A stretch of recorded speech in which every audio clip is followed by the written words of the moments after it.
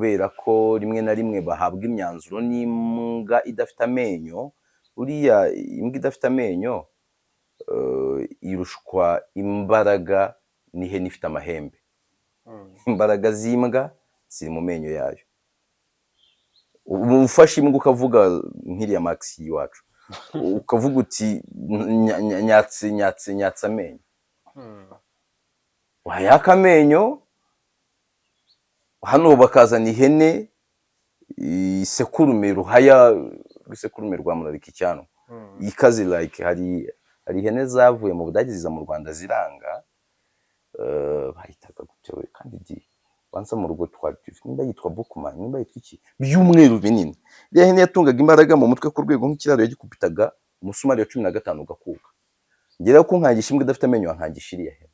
Ku itariki 15 mu ijoro saa 4:03 z'ijoro, ku itariki 15 z'ukwa kabiri muri 2025, Emmanuel Macron perezida w'Ubufaransa ari nawe watumije ino nama afatanyije na Faure Gnassingbe perezida wa Togo, yagiye ku rukuta rwe rwa X yandikaho gutya ngo j'ai échangé avec le président Tshisekedi sur la situation très préoccupante dans le Sud Kivu.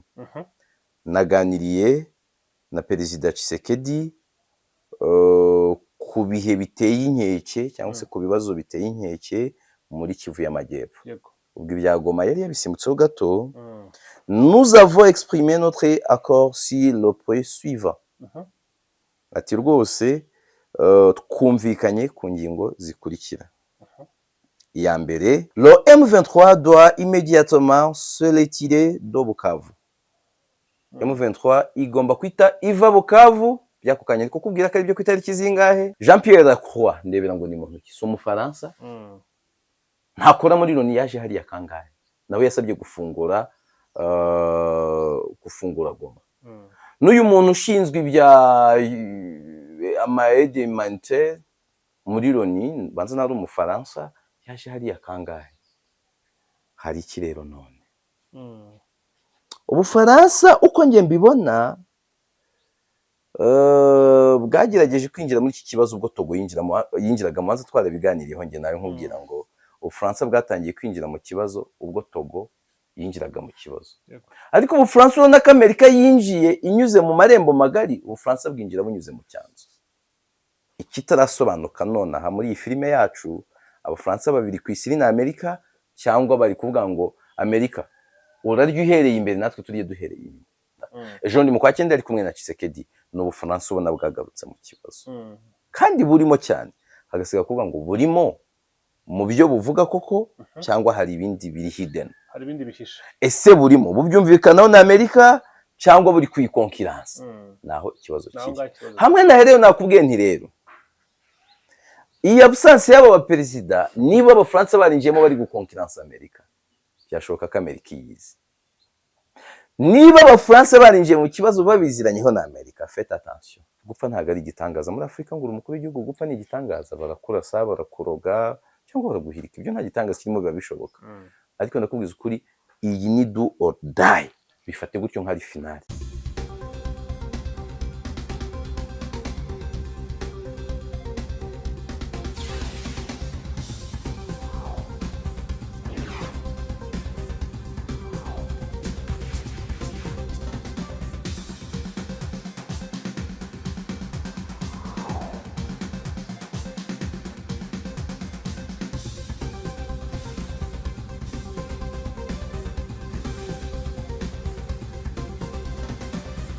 Yega amahoro y'Imana abane namwe mukunda One Nation Radio Radio Diaspora Rwanda, ijwi rya diaspora y'u Rwanda. Uyu munsi ni umunsi rwose uramukanya amahoro usa neza. Ni umunsi ugiye kuganiraho na Yves Nkwemurugendo n'umusesenguzi wacu tubana hano umunsi ku munsi. Yves nizere kumeze neza, tuguhaye ikaze nanone imbere za micro na kamera za One Nation Radio.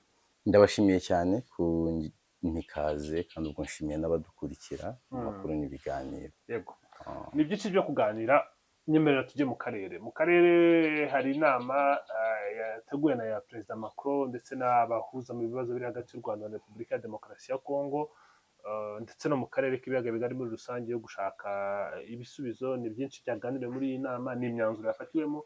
ndaza kubaza iby'iyi myanzuro yafatiwemo n'icyo ubona kizatanga mu kugarura amahoro, ariko mpere kuri foroma yayo n'uko yatangiye n'uburyo yapanzwemo ndetse n'abayitabiriye. Aho ngaho niho nshaka guhera cyane. Utekereza iki ku nama yiga ku bibazo by'akarere, inama yo gushaka ibisubizo yateguye nka perezida w'igihugu cy'igihangange Emmanuel Macron, ntibonekemo Museveni nk'umuntu w'umusaza muri aka karere. Nkunda kwita duwaye. Niryo jambo ndi guhiga nari naribuze. Duwaye w'akarere, General Neva ntawe, Perezida Kagame ntawe, irimo Tshisekedi wenyine. Mbere yo kugera ku byavugiwemo, ubu bwitabire buragaragaza bute uburemere bw'iyi nama? Inama ubwayo yari iremereye. Ubwitabire burerekana ibintu bibiri ntagiye kure. Bishoboka ko ari akagambane ka Leta Zunze Ubumwe za Amerika. Abafaransa bakaba baragerageje kwinjira mu kibazo mu buryo butandukanye n'uko Amerika ibishaka. Icyo ni ikintu cyanje mu mutwe, nkurikije umaze iminsi biba dushobora kuza kureba. None tuze kubiganira. Icya kabiri ni agasuzuguro k'Ubufaransa, nyine ibihugu byasuzuguye Ubufaransa.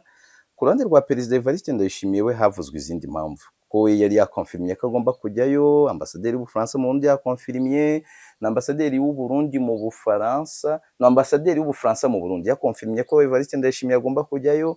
Ambasaderi w'Uburundi mu Bufaransa yateguje diaspora y'Uburundi mu Bufaransa ko uyu munsi bagirana inama na perezida w'Uburundi birangira atagiyeyo.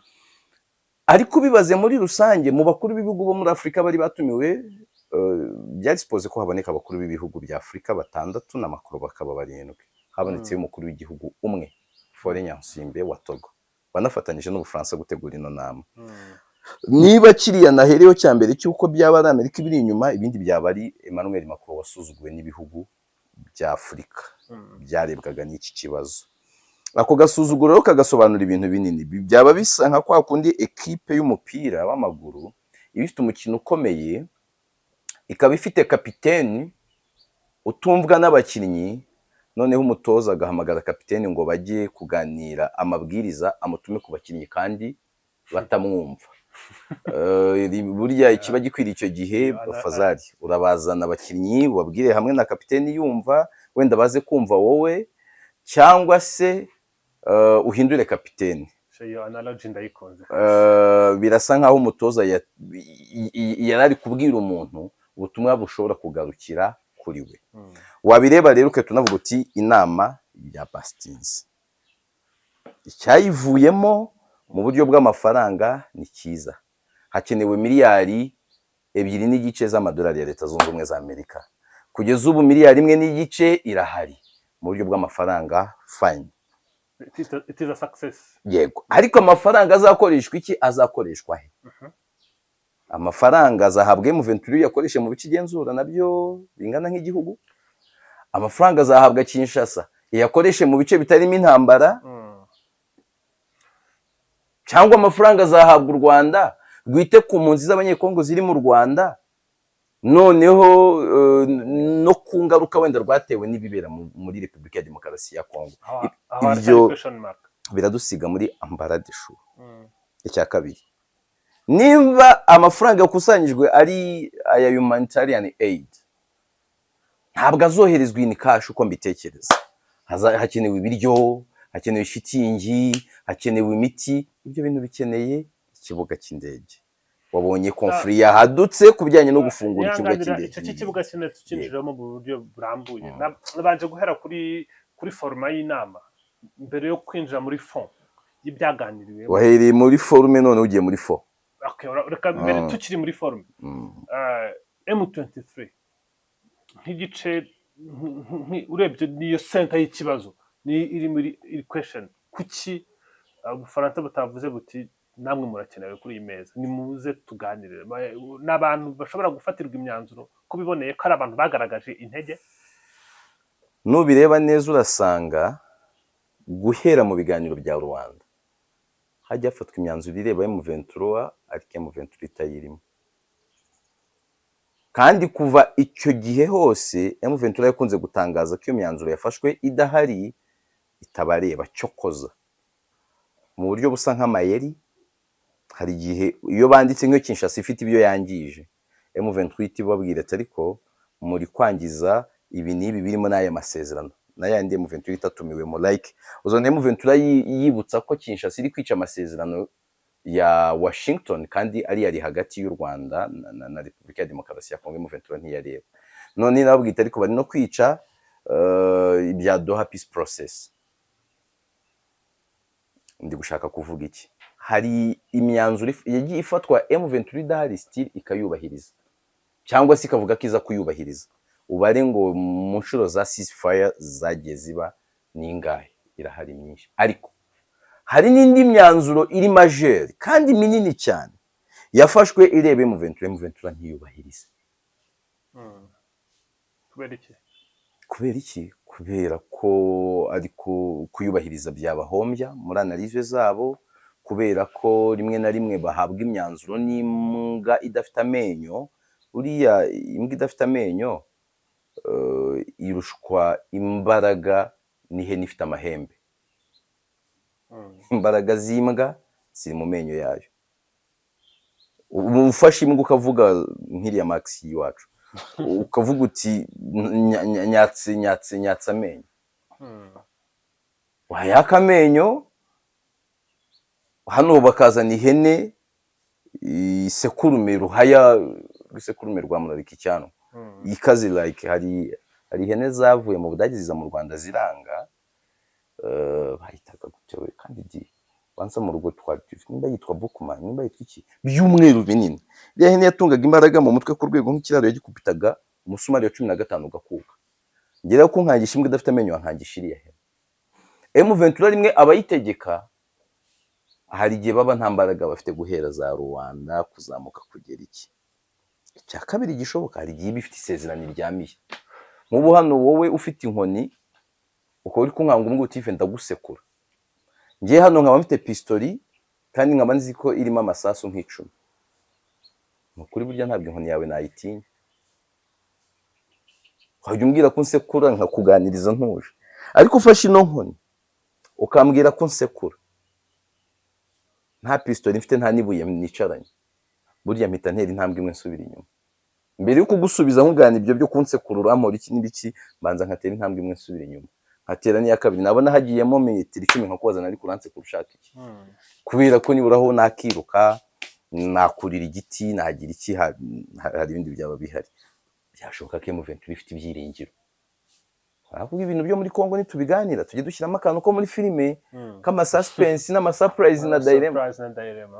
Ibyo bintu filime itabifite iba yamaze gutakaza umwimerere wa filime. Cyara twazitaga ibiwani. Aha rero ko kantu karimo byashoboka ko ari yo mpamvu. Ibyo byose birashoboka ariko ibihari none turebeye none ku byanditswe. None ushatse kuvuga ko abafaransa batabizi iyo myitwarire yo mu minsi yashize yo kuba bafata umwanzuro M23 idahari. Ntibashobora kuba bari babizi ko wenda mukandaje ndakutsigaje ibibazo nka 2 cyangwa 3 ndakubaza ahanini kuri uriya mwanzuro nyirizi n'icyo uvuze wo kufungura ikibaga kinini cyagama mu buryo bwa humanitarian n'ikibyihishe inyuma byavuzwe n'ibitavuzwe.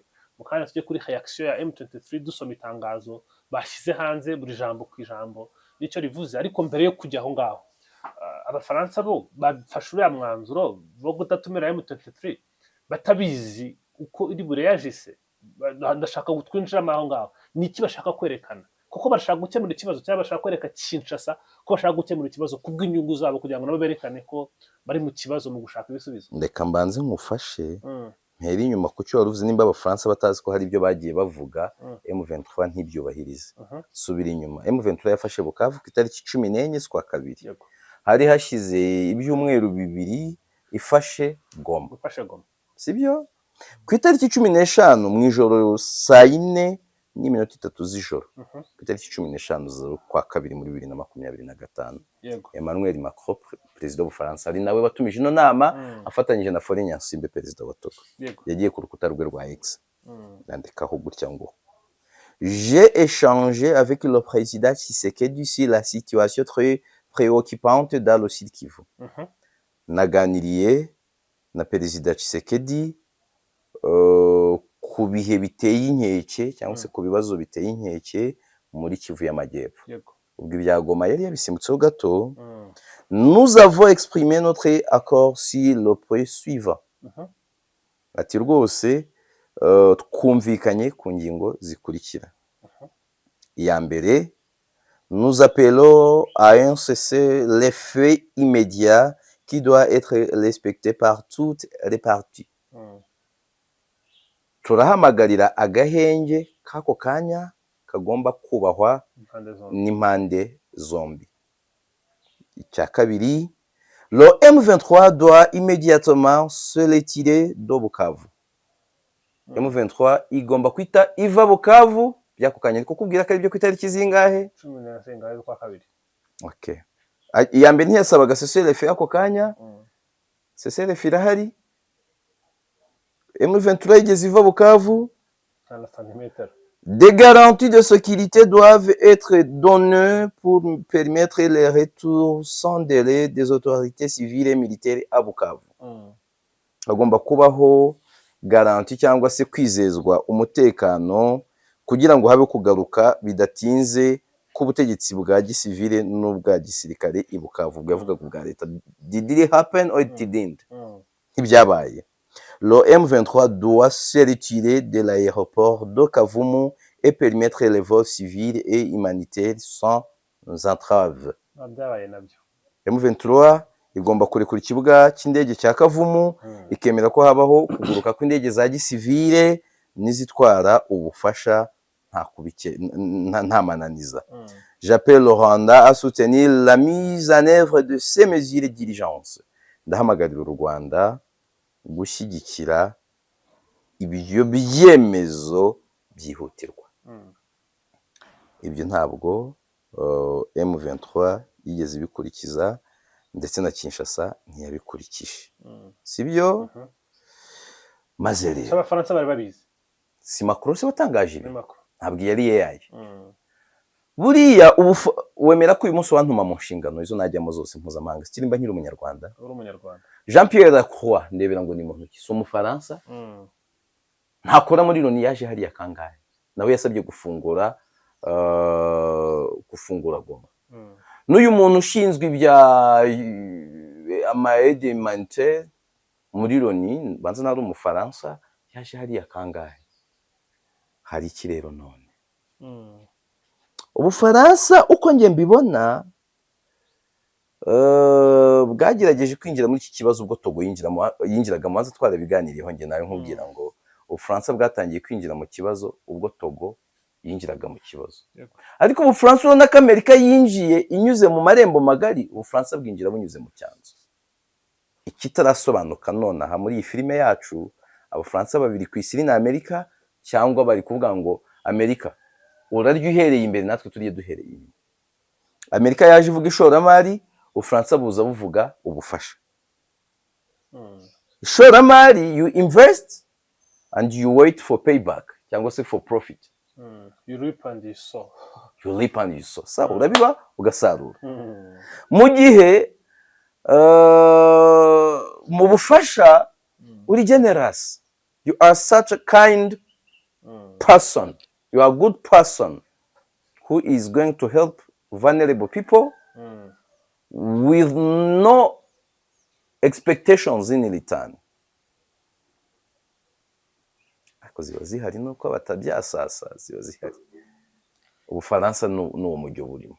Ariko hakabamo n'ikintu cya influence ya politique. Ntabwo abantu bafashije kuva mu bibazo wicaje gutyo uvuga ngo birangiye gutyo gusa ngo nta kibazo ngo urabona. Ndakwibutsa ko Ubufaransa mu kugerageza kuba abahuza muri iki kibazo babitanzemo Amerika mu kwezi kwa 9 kwa 2022 nubwo babikoreraga ku butaka bwa Amerika. Ndakwibutsa ko Emmanuel Macron yaje muri aka karere muri bibazo ku itariki singahe ako ndumva ari mu kwezi kwa 3 kwa 5 kwa 2023 ajya Kinshasa 2023. Emmanuel Macron uretse kugira ucye yihamagariye abakuru b'ibihugu inshuro zirenze imwe abaganiriza kuri ibi bintu. Uwari minisitiri w'ububanyi n'amahanga w'Ubufaransa ibi bibazo yabivuzeho mu mwaka ushize mu kwezi kwa 10 no kwa 11 igihe hari inama ya OIF mu Bufaransa. Macron yaganiriye na perezida w'u Rwanda igihe kirenga isaha n'igice kuri ibibazo yabiganiriye na Tshisekedi. iyi nama yari yarayipanze guhera mu kwezi kwa gatandatu. Shiraho na ya foto twabonye i Washington ya New York bafashe ibiganza bombi, niyo muri 2022 mu kwa cyenda. Ejo ndi mu kwa cyenda ari kumwe na Tshisekedi n'Ubufaransa ubona bwagarutse mu kibazo, kandi burimo cyane, hagasiga kuvuga ngo burimo mu byo buvuga koko cyangwa hari ibindi biri hidden, hari ibindi bihisha. Ese burimo bubyumvikanaho na Amerika cyangwa buri kwikonkiransa? Naho ikibazo kiri. Hamwe na rero nakubwiye nti rero iyi absence y'aba baperezida, niba abafaransa barinjiyemo bari gukonkiransa Amerika, byashoboka ko Amerika iyizi. Niba abafaransa barinjiye mu kibazo babiziranyeho na Amerika, faites attention, ntabwo hasusuguye Macron, hasuzuguye na Amerika. Kuko ubu tuvugana Masadi Boulos, ba mwana wa Trump yaragije ibibazo bya Afurika, il était là, il était à Paris. Uretse Masadi Boulos, Khulaifi wo muri Minisiteri y'Ububanyi n'Amahanga ya Katari, he was there. Na Amerika yabaragije ubuhuza bwa FCM23 na Kinshasa, kandi bahereye ku Rwanda ku itariki 18 z'ukwa gatatu, bahereye ku Rwanda na Kinshasa, yarari hariya. Kaja Kallas, mwe mu bayobozi bo ku rwego rwo hejuru muri EU, yarahari. Fole Nyansimbe ya Dema yarari hariya. Tete Antonio, Minisitiri w'Ububanyi n'Amahanga wa Angola, yarari hariya. Les figures zindi zose zari zikenewe, les leaders mu ngeri zitandukanye bari bakenewe hariya, bari bahari, sauf abakuru b'ibihugu byo muri Afrika kandi bo muri proximity. So bibaye rero atari bya filime, ibyo tubona mu nyandiko n'ibindi akaba ariko biri, ntabwo aba hasuzuguye Macron gusa, haba hasuzuguye na Amerika. Reka tujye ku myanzuro yafatiweyo. Nabonye na Kinshasa yisamiye hejuru bayivuga banayisobanura.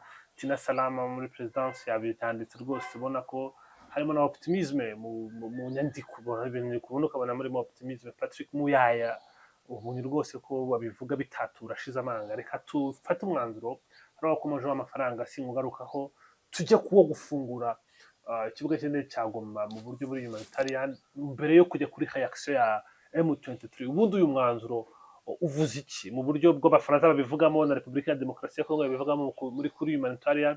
Uvuze iki mu biba biri inyuma? Icyo ushatse kuvuga n'iki? Muri make tusesengure ibyavuzwe n'ibitavuzwe, ibyo bashakaga kuvuga berekana uriya mwanzuro n'ibyo bavuze abantu bakumva. No gufungura ikibuga cy'indege cya Goma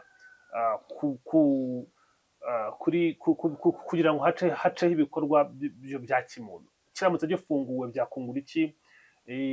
Kongo Kinshasa byakungura iki? Mu 23 byayihombye iki? Muri make tujyemo kugira ngo ngiye nkusomere mu kanya itangazo M23 kize hanze nyuma y'ibyatangajwe na Emmanuel. No kumenya ngo ni ikibuga cy'indege cyafungurwa kigiye kugenzurwa nande? AFC/M23 cyangwa Kinshasa? Kandi n'ubu nari ikigenzura nubwo kidakora iyo AFC/M23. Ukwiriye kumenya rero ngo abasaba ko kigenzurwa, basaba ko kigenzurwa nande? Yego. Ko gifungurwa, kigafungurwa no kikagenzurwa nande? Ese icyo kibuga ni gifungurwa ngo gikore, kizakoreshwa iki? Tubare nikiba kigiye kugenzura gufungurwa ngo gikoreshwe na Kinshasa. Kizafungurwa babwire Kinshasa ngo wihanyuze indege za gisirikare, wihanyuze intwaro? Tell me. Kizafungurwa bwe Kinshasa ngo hanyuze ibindi wihanyuze intwaro? Kibuga niba gifunguye, hari indege yahagera ikagira ibyisiga ikahita yikomereza ikagenda. Kibuga niba gifunguye, hari ibindi. Kuko iki kibuga twemeranye ikintu kimwe, AFC/M23 kibuga yatanze ko impamvu kidakora, batangiye kwisaba ko gifungura kare Goma igifatwa. AFC/M23 iravuga iti mwakagira imana mwe, twebwe turi inyeshyamba, turi n'abantu beza, ariko abantu babi bari bafite kino kibuga cy'indege bahavuye bateze mine, hari ibisasu byinshi pe, gufungura iki kibuga byamara abantu. Icyo gihe ingabo za SADC zari zikiri hariya, ziri mu bashinjwaga gusiga bateze izo mine. Bona M23 bakoraga kino batariko ubundi twapfaga iki ko turi abavandimwe. Mwebwe rero reka mbereke, mureke dufatanye gutegura ibisasu biri hano, muzakoresha ikibuga mugenda mutaha. Abantu n'amashyi bati kaci pale bitu binaendeka hapo sawa. umubano w'ingabo za Sadek na M23 ntiwaramiye, wabaye nk'umuriro w'amashara, biba birapfapfanye, batangira gushinjanya ibindi, ingabo za Sadek zatashye zinyura. Mu gihe cy'amezi agera kuri 10, sibyo? Ubwo ni 10 ashize, reka tuvuge yego 9, kuko ejo nibwo twabaraga tuvuga ko umuntu watwaye inda bafashe hariya yabyaye. Muri aya mezi 9 hafashwe, habayeho ibihe bikorwa bigamije kuvuga ngo kiriya kibuga reka tugitegure kibe cyongere gikore, tutegure ibyo bisasu. Nizihe initiative zabayeho? M23 iri gukora ibikorwa byinshi hariya. Kubera iki icyo kibuga kitazamo? Mu mboni zanjye M23 ibona ko imikorere ya kiriya kibuga ishobora kuzamo menace. M23 ntabwo iratangira gukoresha hari buri yashaka, ntibaraye bavuga ati iyo ni tere yanyu muyigene, ngibare ngo atangira kuba ingendo mpuzamahanga. Ifite izihe nyungu M23? Ifite izihe nyungu mu kuba hari ikibuga cy'indege? Ifite izihe nyungu? Ndabona ko inyungu maginga ifite aho ibihe bigeze ziracyari limited kuri yo, sibyo? Ariko ugiye kubara ibyago ni byinshi. Ese ifite ubushobozi bwo kuba ikibuga cy'indege n'igifungura rihagenzura, iza kugikontorora neza? Iminara iri aho ngaho nibo bayigenzura neza? Ibiza kuba harimo ako kantu, sibyo? Niyo mpamvu mbona mvuga ngo babikeresheje. Ni nayo mpamvu ibyo kuba cyafungurwa ari ibindi. Ni ibintu u Rwanda nabonye rufite n'uburyo rubitekerezaho, na M23 ifite ukuntu bitekerezaho. Gusa uko numvishe makuru abivuga, keretse mba ari igifaransa cyanjye kigufi abantu bajye banyihanganira, buriya naho twari amabuye mw'abantu mwe, aho tuba twarize n'uburyo tuba twarize no kuba tubyumva bavuga ngo komusa tukamenya ngo komusa ni ibiki. Aboneka ari mujya kuduseka mujye mubyitondera, ntabwo biba byoroshye. Ni mushiki wacu kwa mama wacu. Komusa imita nk'ubwanini, mama na se baravukana, ni kuzine. Iyo bimeze hariya hantu, sibyo? Keretse mba ari igifaransa cyangoye makuru burya avuga, arasa nk'uwizeye ko ikibuga cy'indege kizafungurwa, ndetse makuru aritwara nk'ufite abantu yabivuganyeho nabo. Twibaza, yabivuganye na Kinshasa, yabivuganye na M23, yabivuganye n'u Rwanda. Macron ninde yavuganye nawe ko ikibuga cy'indege kigiye gufungurwa? Je me demande qui? Bakuru yabivuganye nande? Niba ntawe babivuganye, confiance abivugana irimo kwizera nkuza gutegeka bikaba. Kaba barukore bene wacu ngo Imana itegeka bikaba, araza gutegeka nde? So nategeka se abategeka bakamubwira ngo habiwezekane, tuzaperereza. Is he ready to use power or not? By power you mean umuriro. To use fire. Yego, ururimi rw'imbunda burya ruri mu ndimi zumvikana neza cyane. Cyane cyane numva sirabru bitaragrable. Rwumvikana cyane uriyo. Iyo umuntu rusumbye urwawe, iyo urusaku rw'imbunda rusumbye urwawe, urumva pe ugenda kose urumva. Ahubwo igihari ziherede.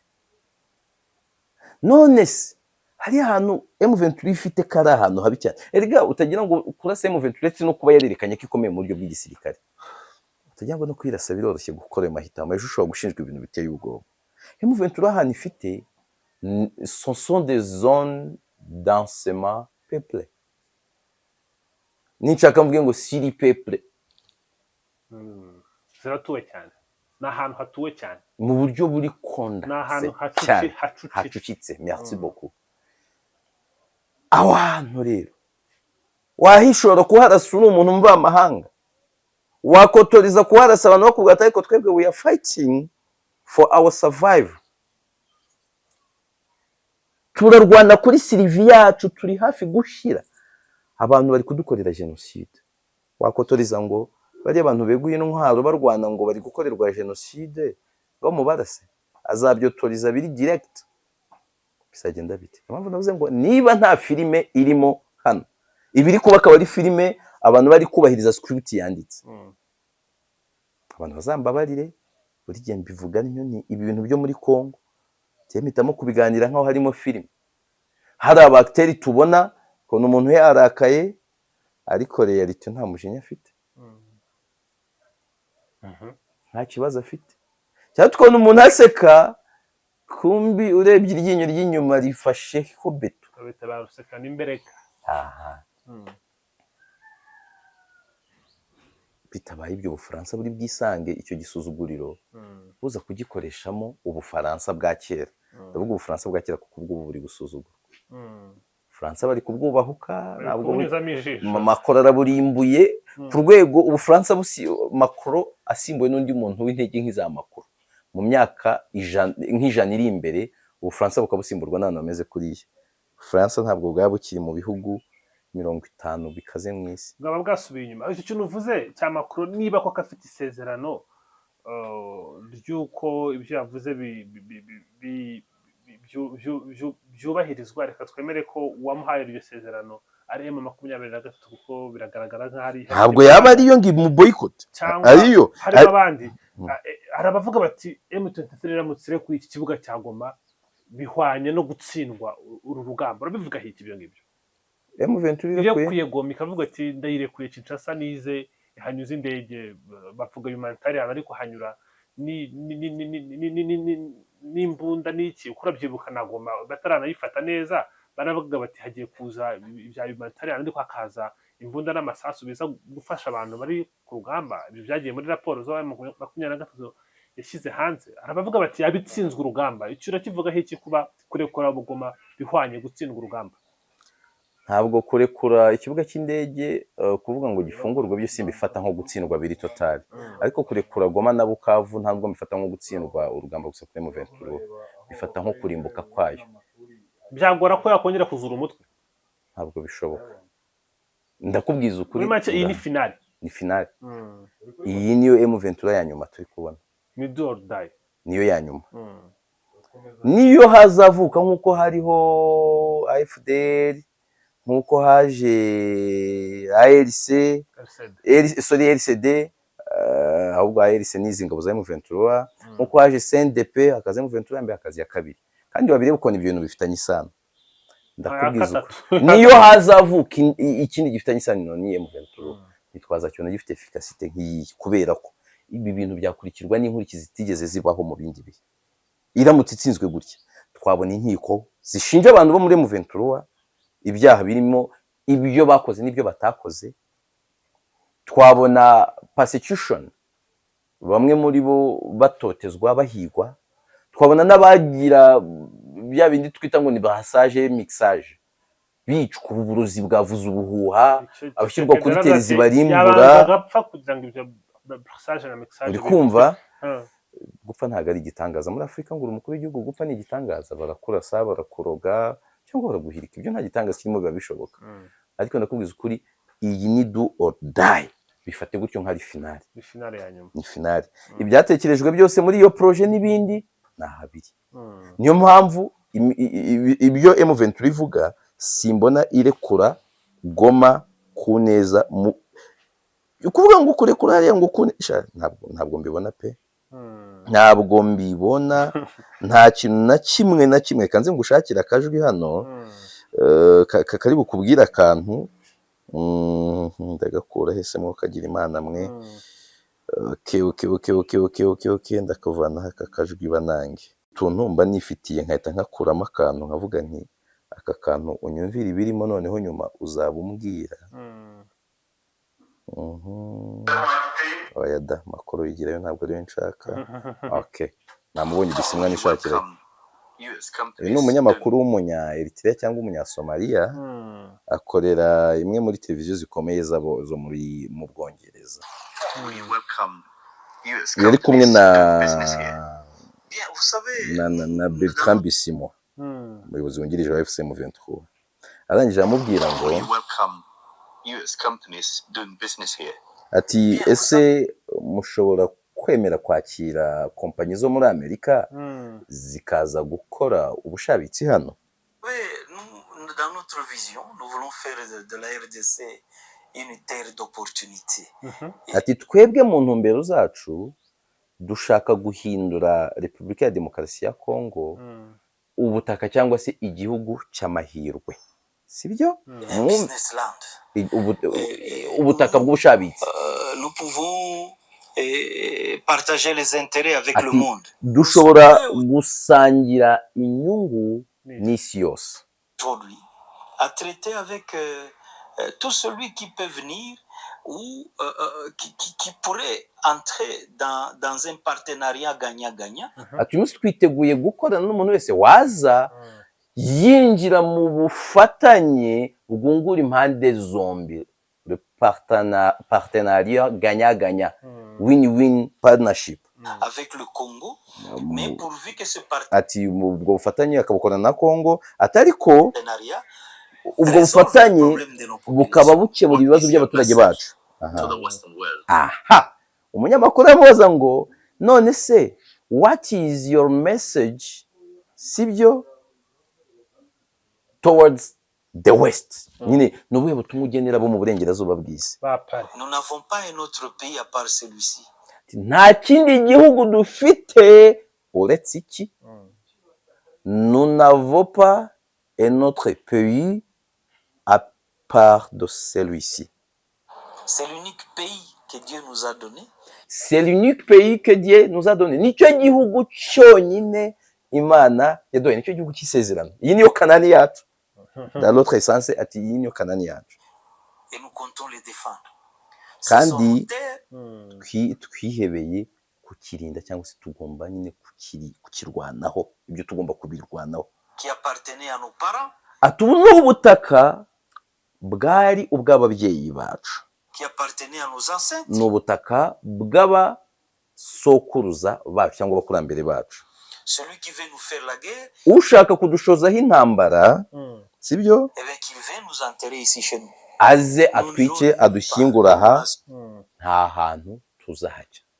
Twatatanurira aho ngaho. Nta kintu ubwo wumvishemo gikomeye. M23 bakubwira ngo ni finali match dukinaha, ni finali, ibyo mwashaka byose ntabwo tuzavaha. Mujange cyangwa mubyemere. Match ni finali, barayibara nk'abaje gukina finali.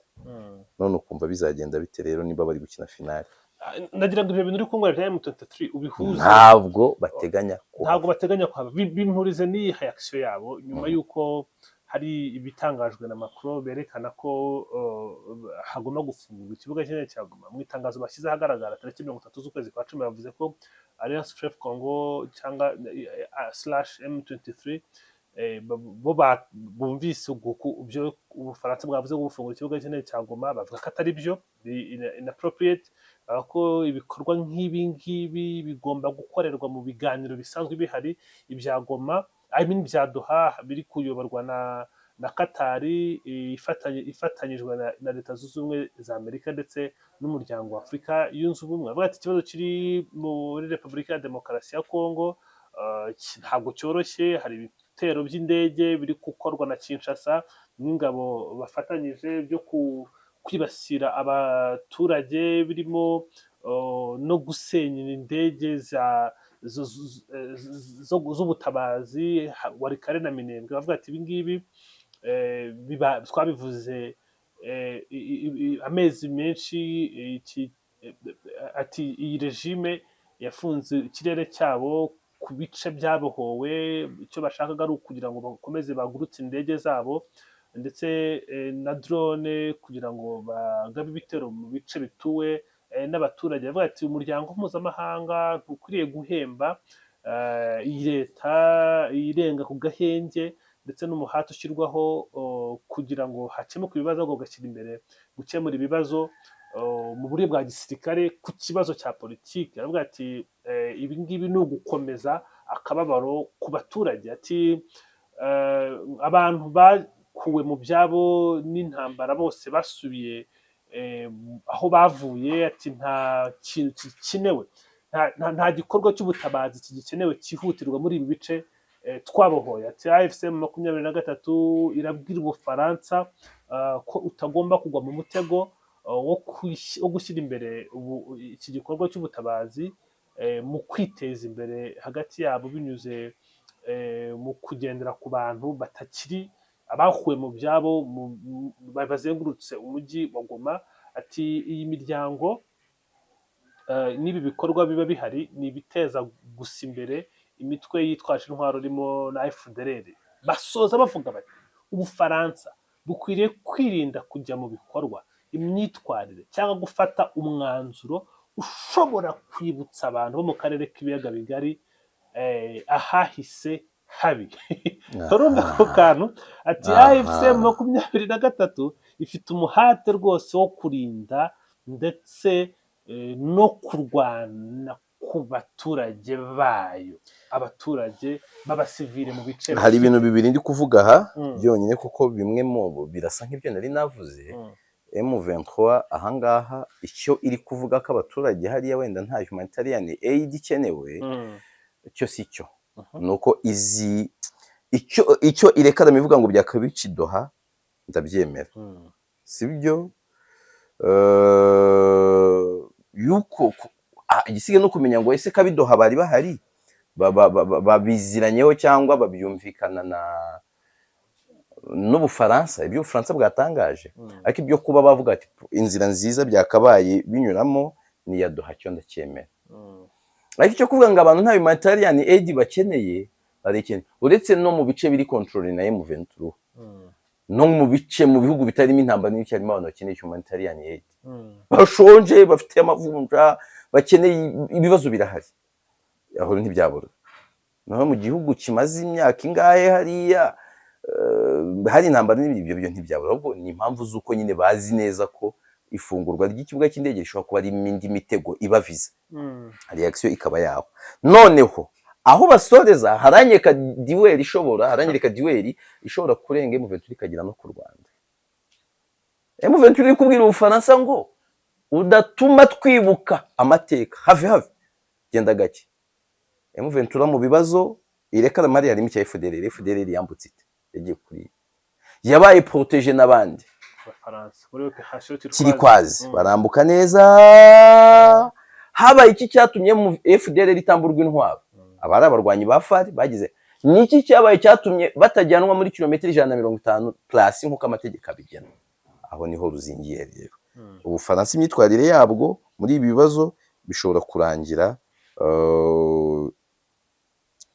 ijemo nyine ijemo ikindi kintu, yego kishobora gutuma n'umubano wabwo n'u Rwanda wongera ukangirika. Igihe ndagasubiramo twaba tutari kureba script yanditse, igihe ibihari ibyo turi kureba kuri screen byaba ari byo bihari, kuko mu magambo yeruye Ubufaransa bumaze iminsi buri gushinja u Rwanda ibitandukanye muri Kongo n'uburyo bwitwaye muri iki kibazo. Harimo tushe yo kubona ko ikibuga gihengama mu buryo n'ubundi butari bwiza ku Rwanda. Ari nayo mpamvu u Rwanda rwababwira utari ko aho hana bimeza mufatiye icyemezo cyo kubwira M23 ngo nirekure Goma. Ntabwo bimeze M23 yari hari, byari kuba byize yabihari. Yego ni byinshi byo kuganira nawe Yves, gusa ntitwasoza nta kubajije ahantu igisubizo cyava, kuko nkunda kukubaza sino kibazo abantu benshi babifuza ko ibisubizo biboneka. Simbizi nimba ari benshi, gusa abantu bavuga bati ibi bintu ntabwo bikwiriye kuba ari ibintu bibara imyaka n'imyaka. Izi nzira zose ziri gufatwa, iyo uteye inzuzi zawe hari intsinzi ubona? Intsinzi yaba ari iyihe? Intsinzi ngewe yambera nziza kandi yabirambye nuko proposition y'umuti yava hagati y'u Rwanda, u Burundi, Kongo na Uganda kurenza uko iva kuri basabo bakure ko abiyambajwe bakaba bahabwa piste de solution n'abanyiri ikibazo. Ariko azirongazi igisubizo kiva hariya ntabwo intsinzi nyibona hafi. Cyokoza penikira cyangwa se karuma tuzatangira kubona karuma hano mu karere. Biragoye ko twayibona abategetsi bakiyoboye hano mu karere bose bakiri ku butegetsi. Bizasaba impinduka z'ubutegetsi mu bihugu bimwe na bimwe. Uzi nimba biri buhere Tanzania ntabonye ariho bikomeye, bikazakurikira Kongo, kajya i Burundi, Bugande, sinzi uko bizakurikirana, ariko as long as abategetsi bose muri aka karere bakiri ku butegetsi uko tubabona, na Karuma ntabwo tuzapfa kwibona vuba.